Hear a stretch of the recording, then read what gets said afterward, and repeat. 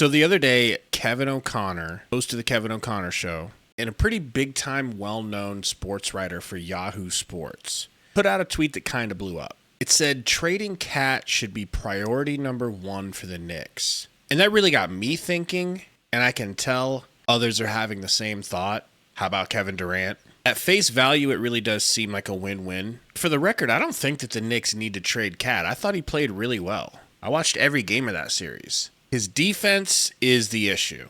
He is not fitting in well with what Thibodeau wants him to do on defense. I read a report that said he wasn't grasping how important defense is. So that doesn't really fit with the Suns' aligned future that they so desperately seem to want. However, you could make a great argument that Karl Anthony Towns is probably the best value you could possibly get back for Kevin Durant.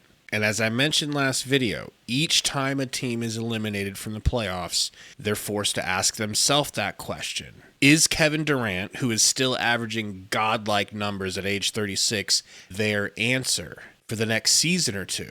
I do think it's a really good fit for him in New York. He, unlike 95% of the league, can draw defensive gravity away from Jalen Brunson, freeing him up to be his best self and completely open up their offense. So once again, I slid back over to Fanspo to see potentially what the Knicks could or would need to offer to bring KD to the Big Apple. I put together 2 trades, and the trade to get Cat to Phoenix is really simple and straightforward due to the fact that he and Durant make nearly equal money. But the other trade I made with the help of CBA god Torrey Jones from Blazers Uprise is a trade for Mikal Bridges, and it's a doozy, so stick around for that one. First though, Karl Anthony Towns, once best friend of Devin Booker. I believe they even once made a vow to play together in the NBA if it ever became a possibility after coming out of Kentucky together. Now that pact also included D'Angelo Russell, but let's just act like it didn't.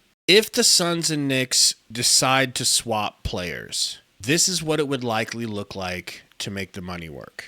Karl Anthony Towns for Kevin Durant, and they need to add a contract. More than likely it would be Ariel Hukporti because of how much money he's making. Their other option would be Tyler Kolek, but he makes a little bit more money, and I really don't know which of the two they would rather part from. To sweeten the deal for the Knicks, I threw in a second-round pick in 2026. Tell me what you guys think of this one. Does it need to be more complicated than this, or would you accept this? I could not go into Fanspo and spend time making trades with New York without attempting at least to get Mikal Bridges back to the Suns. I don't necessarily suspect that the Knicks want to do that, but we all saw that they need more scoring, and they already have OG Anunoby, who plays somewhat similar to Mikal Bridges. They're both defensive locks who can stretch the floor, but Durant is that next level scorer. I found this to be extremely difficult. Allow me to explain. This could not be a simple Knicks and Suns only trade, because the Knicks would have to give up so much talent to equate to what Kevin Durant makes financially that it wouldn't work. They wouldn't want to do that. They're not going to give the Suns 3 good players, which is the only contracts that would work for them, Josh Hart and Mitchell Robinson. There's no way the Suns were going to get all 3 of those players just for Kevin Durant at age 36. You have to sweeten the pot for the Knicks.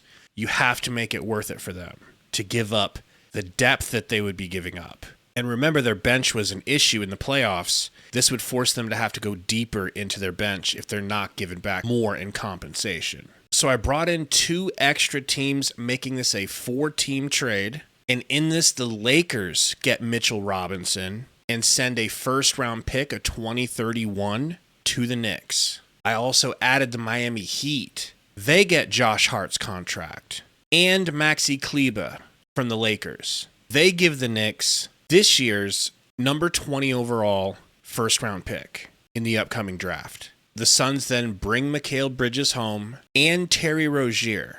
Some of you might not like the idea of Terry Rozier in Phoenix, and I've got something for you too. If the Suns wanted, they could waive and stretch Terry Rozier and save a little over $20 million.